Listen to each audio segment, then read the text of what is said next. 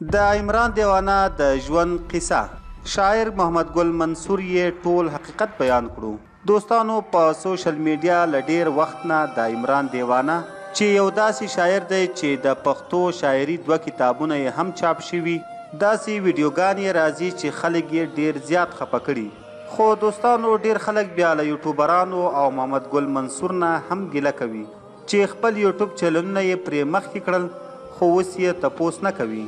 له دې خبرو اورېدو وروسته محمد ګل منصور هم مجبوره شو او خلکو ته خپله صفایي ورکړي. محمد ګل منصور په خپلو خبرو کې وویل چې ما څو ځله کوشش وکړو چې عمران دیوانه ونیسم او هسپتال ته یې بوزم، خو هر ځل پکې ناکامه شوم ځکه چې عمران دیوانه به راته ویل چې ته په ما خفه کېږې نو ما همداسې پرېږده، او راته ویل به یې پرېږده چې نشې تماشې وکړم او زر مړ شم ځکه چې زما ژوند نه دی خوښ.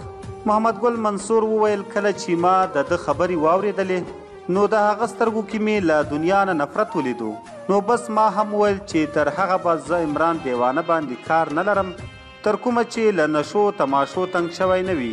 نو چې کله مې سوشل میډیا کې د ده ویډیو ولیدله نو پوه شوم چې عمران دیوانه رښتیا هم د نشو له حالت نه تنګ راغلی. نو سوات کې مې یو ملګري ته کال وکړو کوم چې د نشیانو د علاج کولو هسپتال لري، هلته یې وغوښت او هلته اوس د علاج لاندې دی.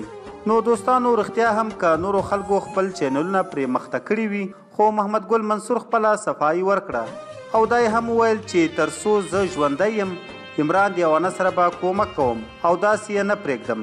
دوستانو دا وه زموږ نننۍ ویډیو. تاسو د محمد ګل منصور د دې خبرو باره کې څه ویل غواړئ موږ ته یې په کمنټ کې ولیکئ. امید ده چې ویډیو به مو خوښه شوي وي. که مو خوښه شوي وي نو لایک یې کړئ، شیر یې کړئ او د نورو داسې تازه او معلوماتي ویډیوګانو دپاره پښتون ټایم چینل همدا اوس سبسکرایب کړئ.